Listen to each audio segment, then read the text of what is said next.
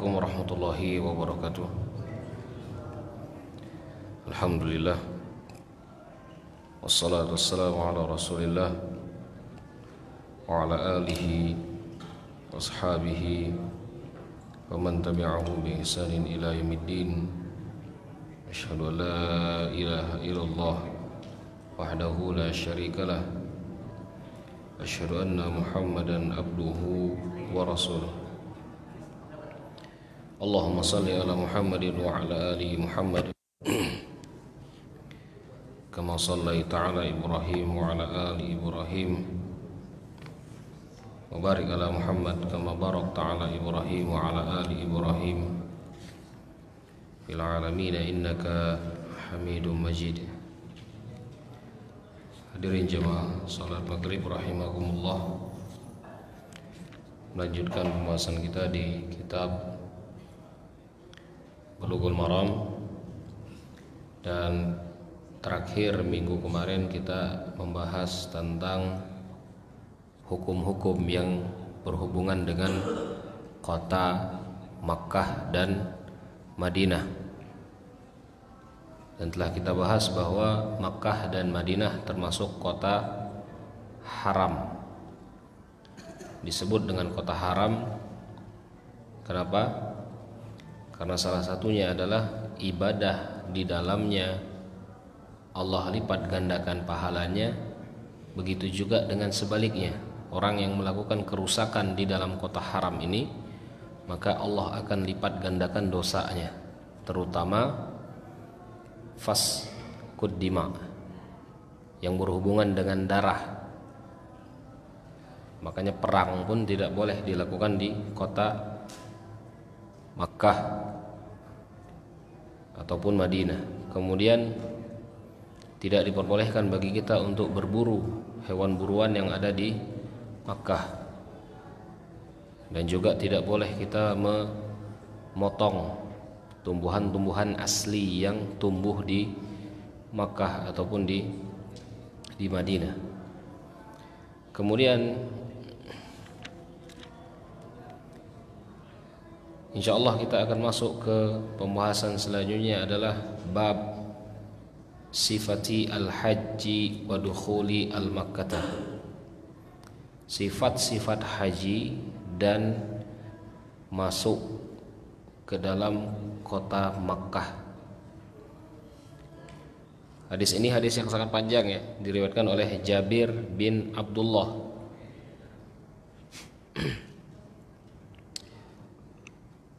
Anna Rasulullah sallallahu alaihi wasallam hajja fa kharajna ma'ahu.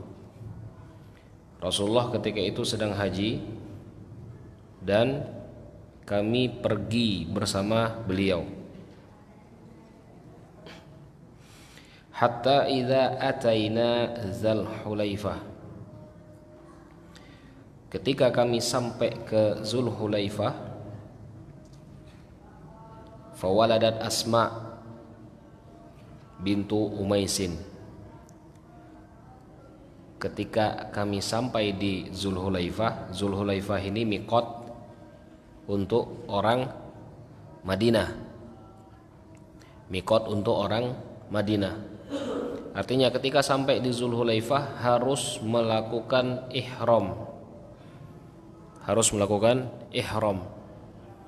Entah itu ihram haji ifrad, entah itu melakukan ihram haji tamattu, entah itu melakukan haji qiran, ataupun ingin melakukan umroh pun seperti itu. Ketika sampai di Dzul Hulaifah, maka kita harus melakukan ihram, ya. Maka Asma bintu Umais ketika itu melahirkan. Bayangkan, orang-orang terdahulu mereka melahirkan, habis melahirkan masih bisa melanjutkan perjalanan haji. Itulah hebatnya orang-orang dulu itu. Habis melahirkan masih bisa melanjutkan perjalanan haji. Nah, kita sekarang itu susah. Tidak tahu ngapain lah kalau kita sekarang. Ya. Faqala, maka ketika itu Rasulullah sallallahu alaihi wasallam menyebutkan, "Ightasili wastaghfiri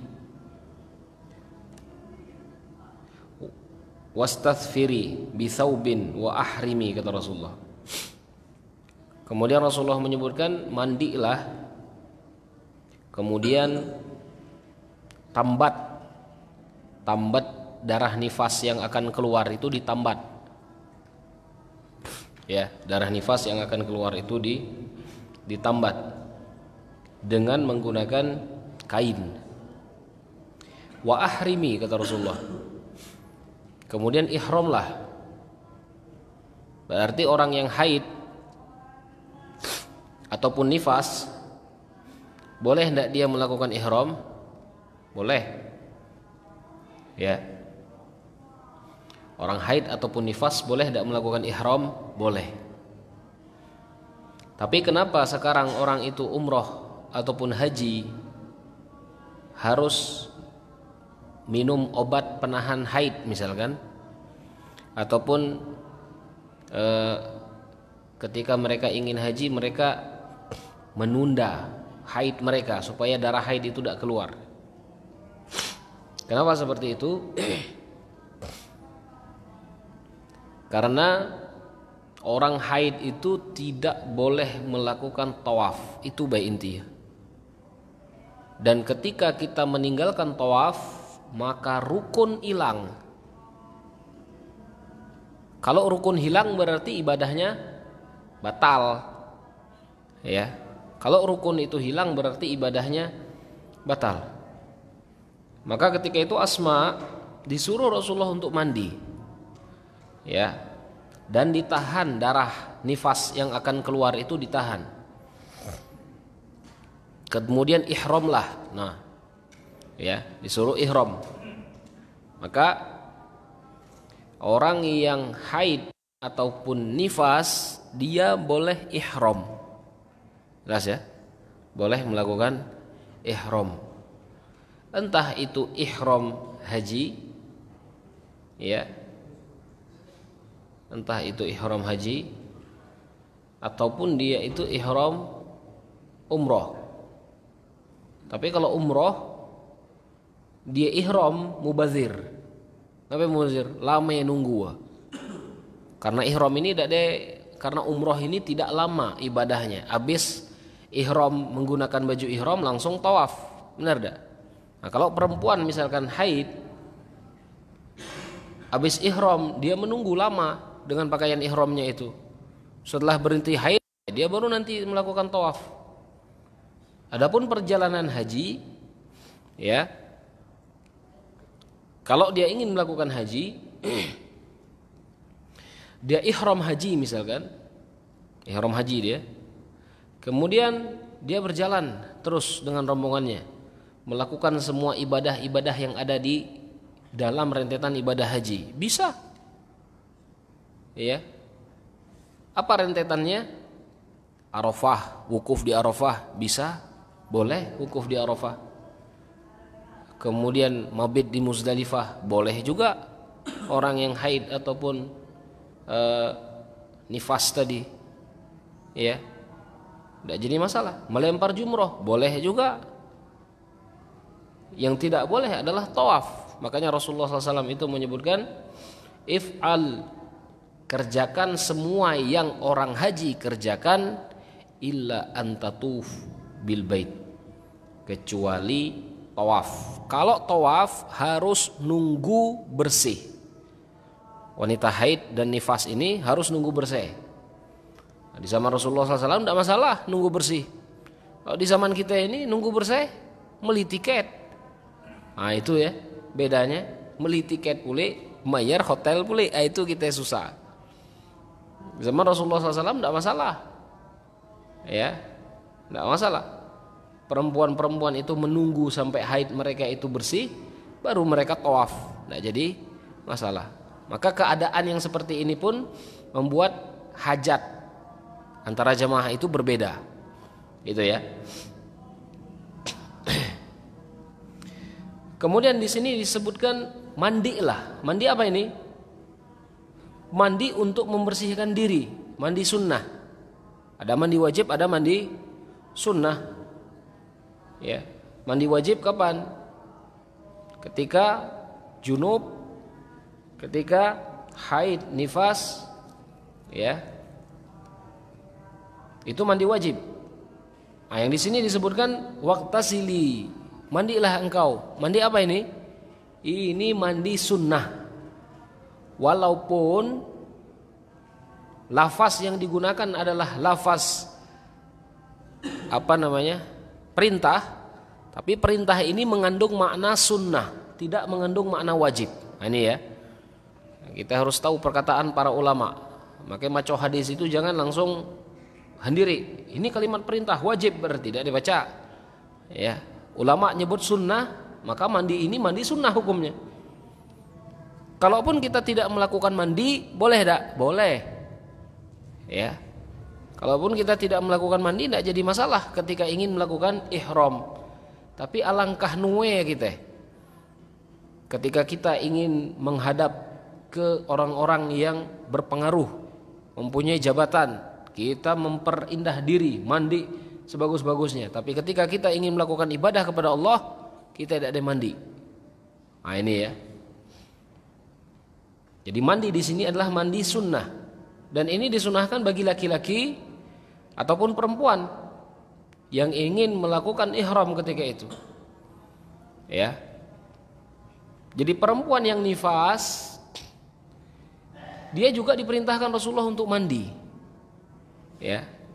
Walaupun mandinya ini tidak mengangkat hadas besar. Paham ya? Walaupun mandinya tidak mengangkat hadas besar. Dan seperti itulah sunnah-sunnah Rasulullah yang lainnya. Contoh, Rasulullah ketika ditanya tentang seorang laki-laki yang junub, berhubungan badan sebelum tidur, apakah dia harus mandi sebelum tidur? Mandi wajib tidak? Tidak perlu mandi wajib. Tapi Rasulullah SAW menyebutkan apa? Wuduklah engkau, kemudian tidurlah. Apa hukum wuduk di situ? Sunnah. Ya. Hukum wuduk di situ adalah sunnah. Apakah wuduk itu mengangkat hadas besarnya? Tidak. Ya. Wuduk itu tidak ada mengangkat hadas besarnya. Tapi itulah yang disebutkan sunnah. Kalau Rasulullah nyuruh wuduk, ya wuduklah. Janganlah kita berpikir, ngapain pula Rasulullah nyuruh wuduk ini? Hadas besar pun tidak terangkat, harus mandi hadas besarnya. Tapi ketika Rasulullah menyuruh untuk berwudu, maka berwudulah, sudah selesai. Ya. Maka walaupun mandi ini tidak mengangkat hadas besar, bagi perempuan yang sedang haid ataupun nifas yang ingin melakukan ihram, tetap mereka disunnahkan untuk mandi. Ya. Wa shalla Rasulullah sallallahu alaihi wasallam fil masjid. Kemudian Rasulullah sallallahu alaihi wasallam itu salat. Salat apa ini? Inilah yang disebut dengan salat sunnah ihram. Salat sunnah ihram. Kalaupun kita ingin menyebutnya salat mutlak, tidak jadi masalah. Ya. Intinya dia adalah salat sunnah. Ya. Intinya dia adalah salah satu sholat sunnah, tidak wajib. Rasulullah SAW sholat 2 rakaat. Ya, mau diniatkan dengan sholat wudu tidak jadi masalah, karena sholat wudu juga termasuk sholat sunnah. Ya, tapi para ulama menyebutkan sholatnya Rasulullah SAW di sini adalah sholat sunnah ihram. Ketika selesai melakukan ihram, ya, Rasulullah SAW sholat ketika itu di masjid. Thumma raqibal qaswa. Kemudian Rasulullah SAW naik untanya, qaswa namanya. Hatta idza istawat bihi alal baida ahalla bit tauhid. Kemudian ketika Rasulullah SAW sampai di Baida, ya, Baida ini adalah tempat, ya, yang berada setelah Zulhulaifah. Kemudian Rasulullah SAW melakukan talbiyah, ahalla bitauhid, labbaik Allahumma labbaik, labbaik la syarika lak labbaik, innal hamda wan ni'mata laka wal mulk la syarika lak. Maka di sini para ulama menyebutkan, bahkan sebagian mereka mewajibkan. Ya, kita telah bahas kemarin hukum talbiyah. Sebagian dari mereka mewajibkan. Ya. Tapi sebagiannya menyebutkan sunnah. Dikarenakan di hadis yang lain, minna man ahalla bitauhid wa minna man yusabbih wa minna man yuhallil. Sebagian dari mereka ada yang melakukan talbiyah, kemudian sebagiannya lagi ada yang menyebutkan takbir, ada yang bertahmid, ada yang bertasbih. Jadi zikir-zikir yang lain pun disunahkan oleh Rasulullah SAW ketika itu. Tapi jumhur ulama menyatakan lebih baik, dan sebagian mereka menyebutkan wajib melakukan talbiyah ini setelah melakukan ihram. Ya, ihram untuk apa ya tadi? Ya, kalau misalkan kita ihram untuk melakukan haji, maka ketika itu kita menyebutkan Allahumma labbaika hajjan. Ya, ya Allah, aku berniat ingin melakukan haji. Allahumma labbaika hajjan. Kalaupun kita ingin melakukan umrah, Allahumma labbaika umratan. Ketika itu kita sudah ihram dan sudah harus melakukan larangan-larangan ihram yang kita bahas kemarin. Ya, sudah harus melakukan larangan-larangan ihram yang sudah kita bahas kemarin. Ketika itu langsung disunahkan untuk melakukan talbiyah. Talbiyah diangkat suaranya. Ya. Talbiyah diangkat suaranya. Nah, ini memang sunnah. Ya. Jangan kelak kita malu untuk mengangkat suara, dikarenakan nanti takut mengganggu saudaranya yang lain. Nah, tidak kena posisinya. Karena memang disuruh untuk diangkat. Labbaik Allahumma labbaik, diangkat suaranya. Tapi tidak perlu nyurak-nyurak. Ya. Nah, menyurak-nyurak ini yang tidak sesuai lagi. Ya, diangkat suaranya. Labbaik la syarika lak labbaik, innal hamda wan ni'mata laka wal mulk la syarika lak. Ya, ulang-ulang kalimat ini, ulang-ulang kalimat ini. Ya. Kita menyebut kalimat ini sebentar karena kita naik bis sekarang. Rasulullah SAW ketika itu naik unta. Lama perjalanan Rasulullah SAW. Bahkan dalam riwayat Rasulullah SAW hijrah dari Makkah ke Madinah menggunakan unta itu selama 2 minggu perjalanannya. 2 minggu perjalanan. Kalau kita sekarang menggunakan mobil itu cuma 8 jam. Itu kayak banyak tidur di dalam motor. Ya. Nilainya beda ibadah kita dengan ibadah Rasulullah SAW itu. Jadi perbanyak talbiyah. Ya. Perbanyaklah talbiyah. Ketika di perjalanan itu misalkan kentut atau ingin melakukan buang air kecil, buang air besar, tidak jadi masalah.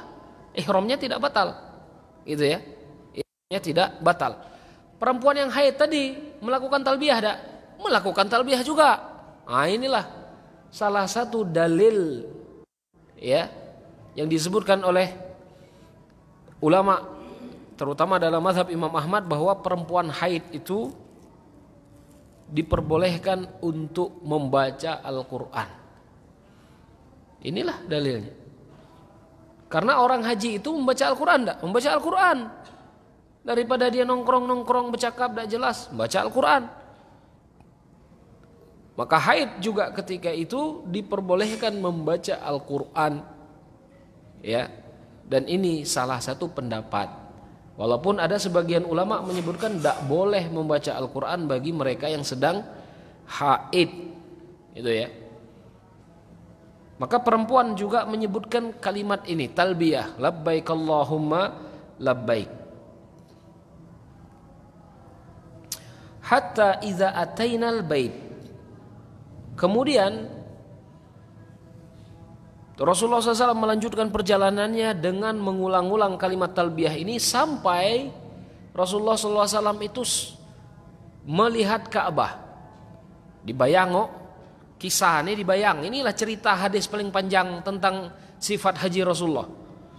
Ya. Setelah melakukan talbiyah di perjalanan jauh Rasulullah SAW langsung ketika sampai kota Mekah, Rasulullah SAW melihat Ka'bah. Ketika Rasulullah SAW melihat Ka'bah, atainal baita istalamar rukna. Ya.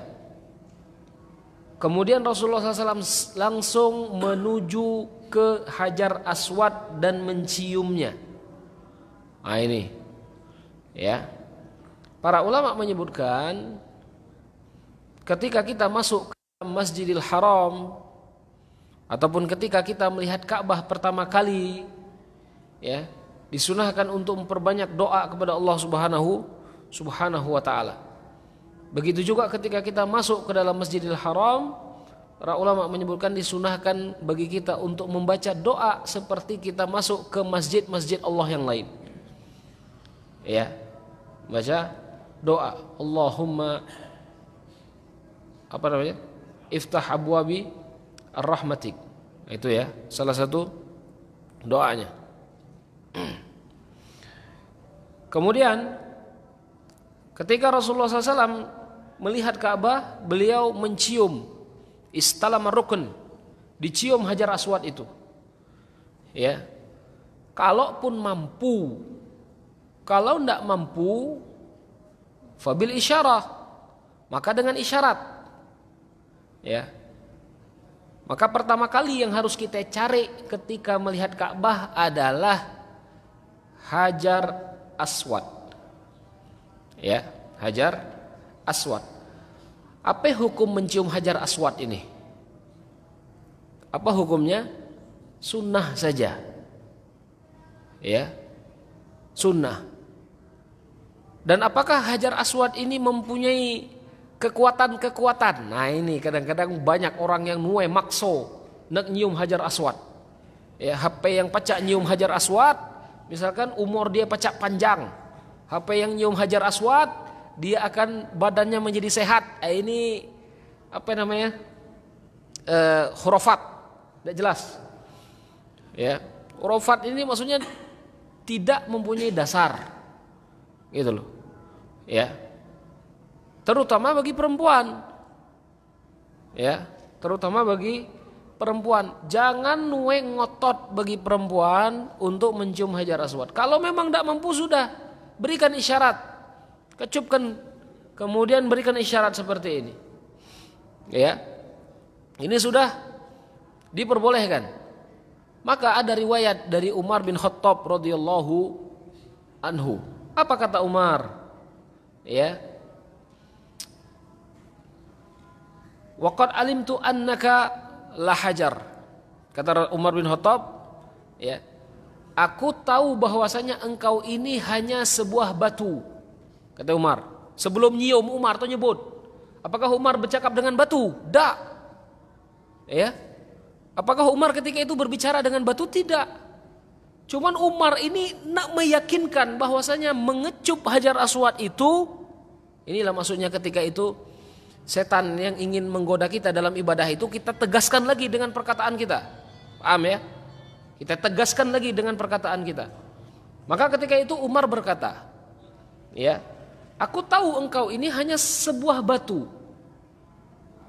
La yanfa' wala la tanfa' wala tadur, kata Umar. Engkau ini tidak memberikan manfaat sama sekali dan juga tidak memberikan mudarat. Apa yang maksud mudarat? Yang tidak ada nyium Hajar Aswad, dia kualat misalkan. Nah ini kan khurafat juga nih. Ya. Ini khurafat. Gitu loh. Maka Umar menyebutkan seperti itu. Engkau ini hanya sebuah batu, engkau tidak memberikan manfaat dan juga engkau tidak memberikan mudarat, kata Umar bin Khattab. Lau annani, kalaulah aku tidak melihat Rasulullah, katanya, kalaulah aku tidak melihat Rasulullah SAW menciummu, maka aku juga tidak akan menciummu. Tapi karena Rasulullah SAW mencium Hajar Aswad, maka Umar ketika itu mencium Hajar Aswad. Diciumnya Hajar Aswad. Ya, diciumnya Hajar Aswad. Maka mencium Hajar Aswad termasuk sunnah. Ya, termasuk sunnah. Tapi sunnah ini jangan diberikan embel-embel belakangnya. Gitu loh. Karena ada perkataan Umar yang mempertegas bahwasanya Hajar Aswad ini ya memang hanya sekedar batu saja. Ya, jangan diangkat derajatnya berlebih-lebihan. Dan banyak ini jemaah ini mengangkat derajat yang tidak sepatutnya untuk diangkat.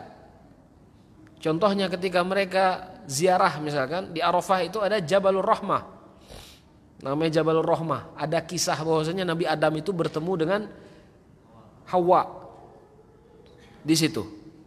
Itu nanti banyak nulis apa namanya? Judo. Bayangkanlah dunia nih. Ya, nulis judo di batu. Kenapa yang ngeratap ujung-ujungnya? Ya. Nah, ini enggak diperbolehkan. Keyakinan-keyakinan seperti inilah yang disebut dengan bid'ah. Ngapain? Dia meyakini sesuatu, dianggapnya ibadah, gitu loh. Padahal tidak ada ketentuannya. Paham ya? Tidak ada ketentuannya dari Rasulullah SAW. Nah, ini yang disebut dengan bid'ah. Ya, diajar dauge, Rasulullah nyuruh meyakinkannya juga enggak juga. Cuman kita mendatangkan keyakinan itu. Coba tulis namanya judo kadeh itu. Kalau terlalu judo jadi dia. Ini kan keyakinan-keyakinan baru. Membuat ibadah-ibadah yang baru. Bayangkan, disuruh nulis namanya tadi. Benar? Ya. Ujung-ujungnya nanti kita berkeyakinan batu ini menjadi sebab jodohnya aku dengan dia, kata dia. Kan mau kacau dunia. Ya. Ini bahayanya bid'ah kalau memang bid'ahnya itu muttafaq. Nah, ini dia.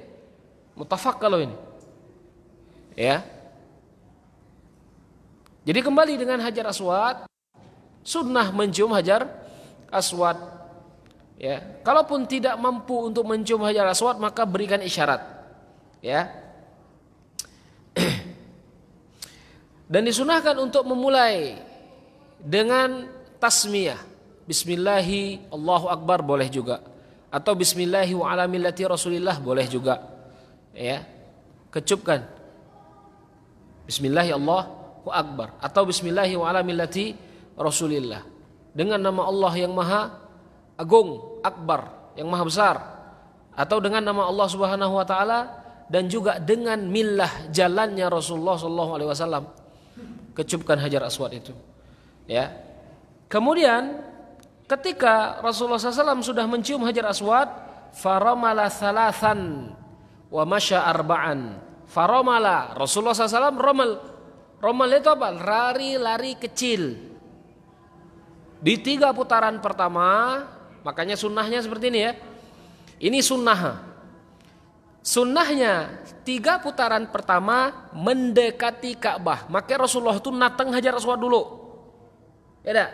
Didatang Hajar Aswad itu. Dikecupnya Hajar Aswad. Ketika dikecupnya Hajar Aswad, Rasulullah berlari-lari kecil dekat Ka'bah. Ya, dekat Ka'bah ini. Berlari-lari kecilnya. Kalau padat macam mana? Jangan didorong orang itu. Nuwe ngotot macam main balu kayak ini. Ya. Jangan didorong, tapi tetaplah lari di tempat dengan keadaan lari-lari kecil itu. Ya. Tetaplah berada di tempat dengan keadaan lari-lari kecil. Di sekitar Ka'bah, dekat dengan Ka'bah. Ya, 3 putaran pertama mendekati Ka'bah. Ya. Kemudian 4 putaran terakhir. Nah, ini kan mudah ngingat kan? Dibagi 7 toh. 3 putaran pertama dekat Ka'bah, kemudian berlari-lari kecil, 4 putaran terakhir menjauhi Ka'bah. Ya, menjauhi Ka'bah. Gitu loh. Dan 4 putaran terakhirnya itu dengan berjalan saja. Ya, dengan berjalan saja. Kemudian kalau selesai melakukan, ini yang disebut dengan tawaf. Tidak disebut di sini tawaf kan? Ini yang disebut dengan tawaf. Ya. Rasulullah berkeliling-keliling Ka'bah, kemudian tutuplah juga tawaf itu di Hajar Aswad. Ya. Tutuplah tawaf itu di Hajar Aswad. Jangan sampai belum sampai Hajar Aswad itu kita lah kabur dulu. Ya. Tutup tawaf kita itu di Hajar Aswad dan juga memberikan isyarat bahwasanya kita sudah selesai melakukan tawaf itu tadi. Setelah melakukan tawaf, apa yang dilakukan Rasulullah SAW? Thumma ata maqama Ibrahim fasalla. Kemudian Rasulullah SAW mendatangi maqam Ibrahim. Maqam Ibrahim ini apa maksudnya? Tempat berdirinya Nabi Ibrahim ketika itu berdoa kepada Allah Subhanahu Wa Taala. Ya. Rasulullah SAW mendatanginya ketika itu. Kemudian Rasulullah sholat di belakang maqam. Apa hukum sholat ini? Sunnah hukum sholat ini. Ya. Dan para ulama menyebutkan inilah yang disebut dengan raq'atai tawaf. Sholat sunnah setelah melakukan tawaf. Ya. Dan sunnahnya dilakukan di belakang maqam. Tapi kalau tidak ada mampu di belakang maqam, dimanapun tempatnya, ya, jangan ngotot nak di belakang maqam. Makanya ketika kita melakukan sunnah, coba tengok apakah sunnah yang kita kerjakan itu bertabrakan dengan sunnah yang lainnya. Paham ya? Karena dalam bab haji ini kalau kita hanya tahu sikok sunnahnya, ujung-ujung kita nabrak sunnah-sunnah Rasulullah yang lain. Sholat di belakang maqam sunnah dah? Sunnah. Tapi kalau kita ngotot di belakang maqam sholat dah, orang-orang tawaf macam mana kira-kira? Numbur kita. Pas kita sujud nijek kepala kita. Paham ya? Ujung-ujung mati. Ya, mati syahid kata dia. Bukan mati syahid, budu ni namanya. Ya. Inilah beribadah tanpa ilmu tadi, ngotot dia. Ya.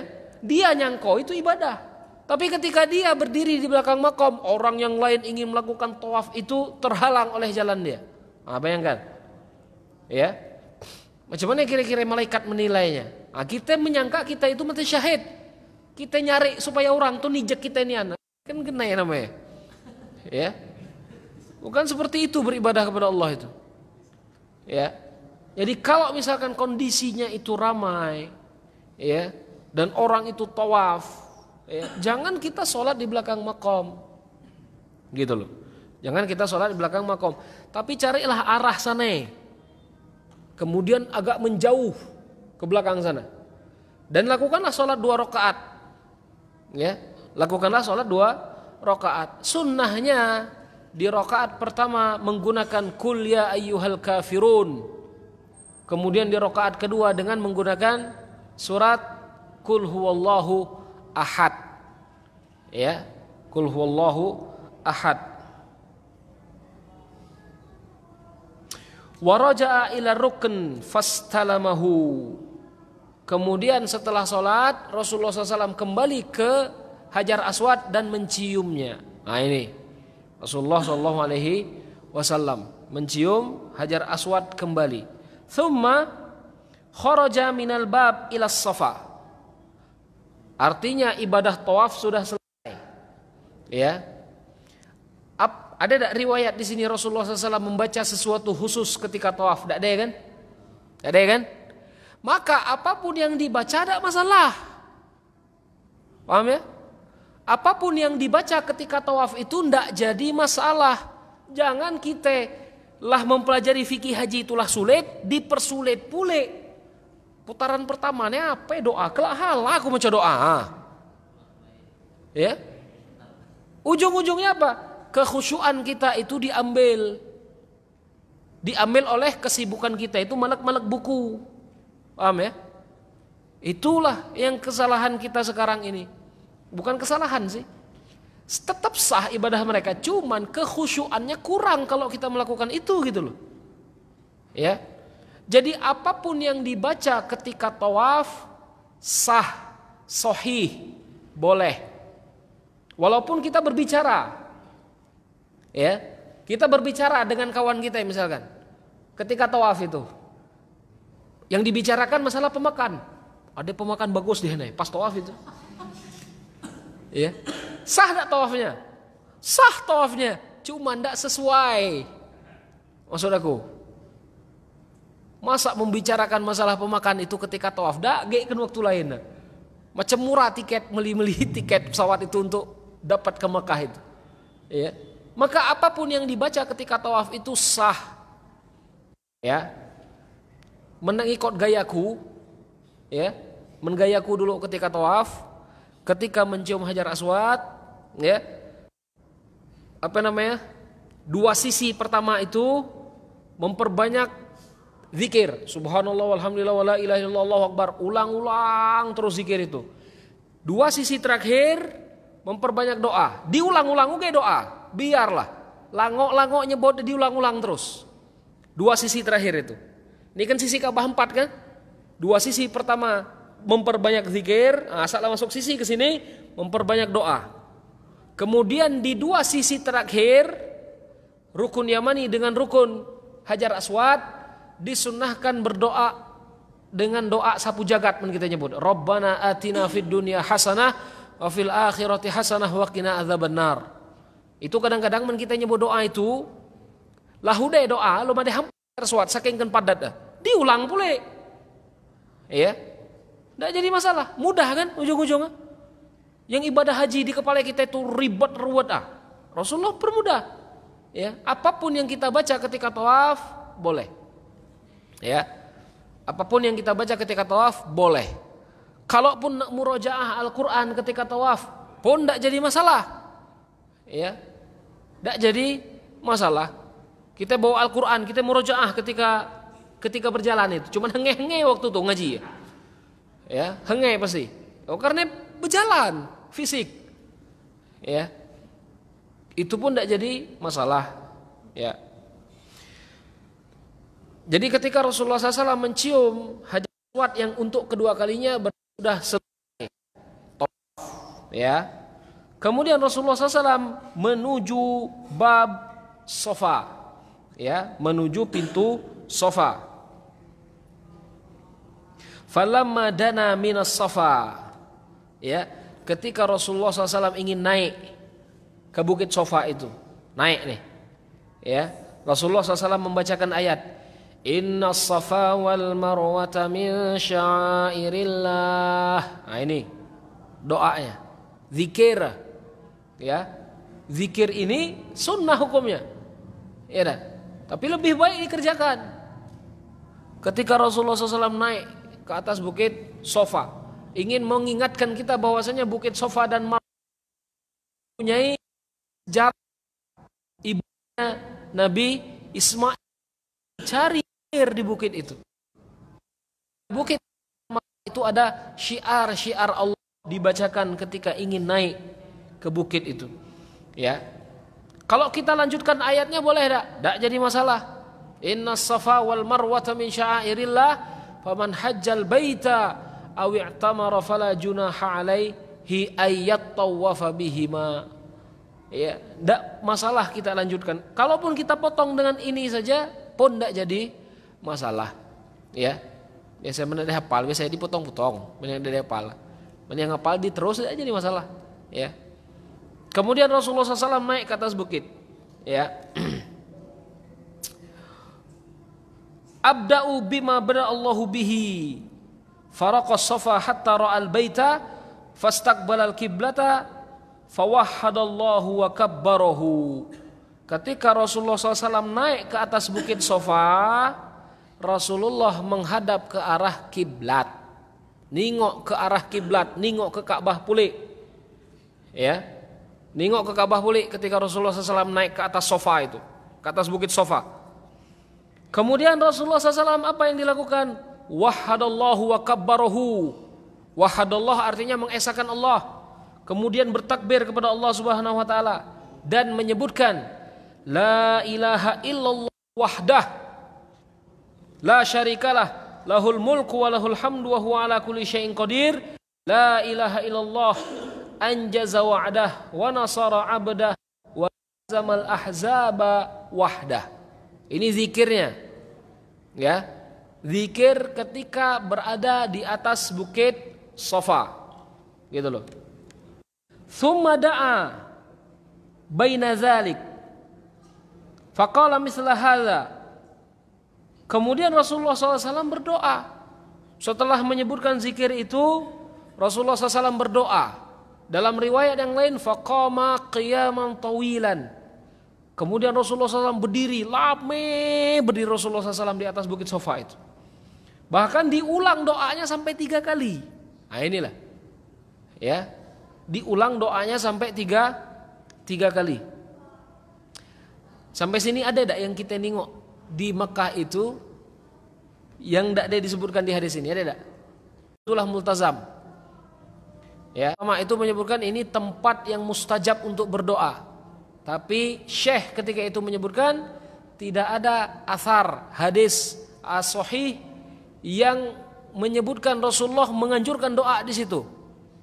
Gitu loh, di multazam tadi. Ya. Tapi kalau nak berdoa di situ tidak jadi masalah. Gitu loh.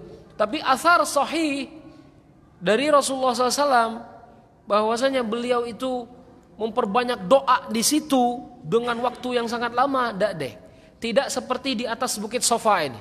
Kalau di bukit Safa ini orang ramai nih kok, dan hadisnya mutawatir. Kemudian Rasulullah SAW mengangkat kedua tangannya seperti ini.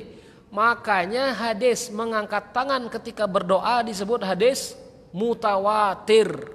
Tahu mutawatir ya? Rawa an jama'. Orang itu meriwayatkan dari Rasulullah itu banyak, kemudian diriwayatkan lagi di bawahnya dengan jumlah yang sangat banyak. Nah, itu mutawatir namanya. Ya.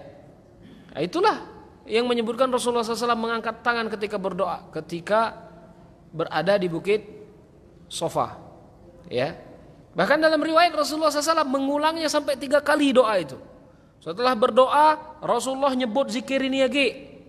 Setelah nyebut zikir ini, berdoa lagi. Setelah berdoa, zikir boleh. Setelah zikir, berdoa lagi. Setelah 3 kali Rasulullah SAW ulang, baru Rasulullah SAW turun. Ya. Kemudian apa di sini disebutkan? Summa da'a baina dzalik. Baina dzalik artinya di antara kedua zikir itu. Ya. Summa nazala ilal Marwa. Kemudian Rasulullah SAW turun ke Marwa. Nah inilah baru mulai Rasulullah SAW melakukan sa'i, ya, belum hudai kisau, belum habis, ya. Jadi kita baru sampai mana ini? Ihram, kemudian tawaf, kemudian baru muqaddimah sa'i. Ini ya kisah haji Rasulullah SAW. Insyaallah nanti kita bahas di besok lah insyaallah, ya. Karena besok udah ada kemana-mana. Besok pagi insya Allah kita lanjut. Ya.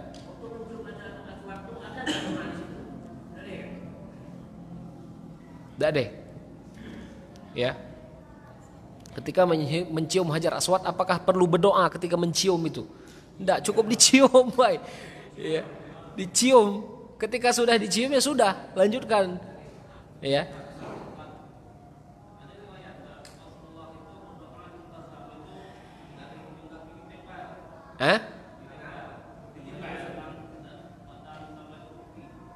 Men-syekh nyebut dak deh. Ya. Ini langsung ku dengar dari syekh deh beliau nyebut dah. Tapi aku tak tahu man hadis dhaif, Allahu alam. Ya. Tapi yang hasil ngaji aku duduk macam ni kata beliau dak deh. Itu ya. Hasil ngaji aku nih. Tapi kalau kita cari lagi apa hukum hadis? Kalau kita cari lagi entah ada dhaif, Allahu alam ya. Tapi yang sahih kata beliau dak deh. Gitu loh. Ya. Allahu a'lam. Apa Per?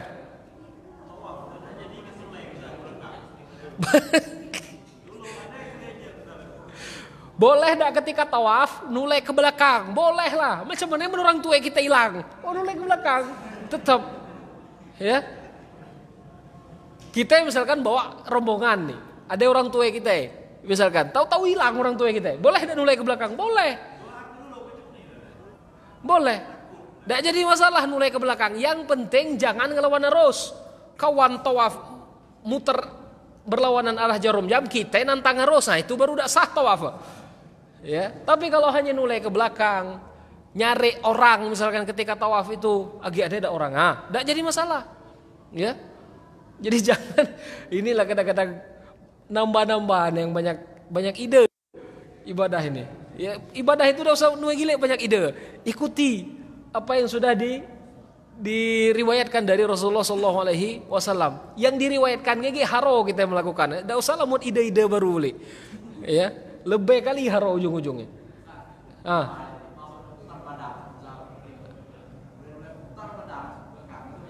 Muter badan, membalikkan badan. Tidak masalah. Membalikkan badan dengan hajat, misalkan kita nyari sesuatu ataupun sendal kita misalkan, kita muter badan ambil age, kemudian arus age, tidak jadi masalah. Ya, bayangkan yuk kalau tidak ada yang kau muter badan, menekencing, macam mana kira-kira? Tahu-tahu WC di belakang, apa kita yang nyetat dulu? Inilah dua-dua ini, ya. Jadi stoplah di situ, kemudian kencing, putar badan, tidak jadi masalah. Lanjutkan tawafnya. Nah ini ya, inilah kadang-kadang haro kan kalau ibadah itu ditambah-tambah banyak ide, ya, ide-ide baru dalam ibadah ini, astagfirullahaladzim. Ya, tidak jadi masalah. Nak putar badan tidak jadi masalah. Tapi kalau muter badan itu tidak ada hajat, berputar dia, paham? Dia berputar. Lah tawaf lah berputar ke badan. Ya. Nah, ini baru kacau. Tidak ada sesuai kayak begini. Ya. Allahu a'lam. Insyaallah kalau kita lanjut besok pagi insyaallah, ya. Besok pagi insyaallah kita lanjut kitab ini, ya. Kita tutup dengan kafaratul majlis. Subhanakallahumma wa bihamdika asyhadu an la ilaha illa anta astaghfiruka wa atubu ilaih. Assalamualaikum warahmatullahi wabarakatuh.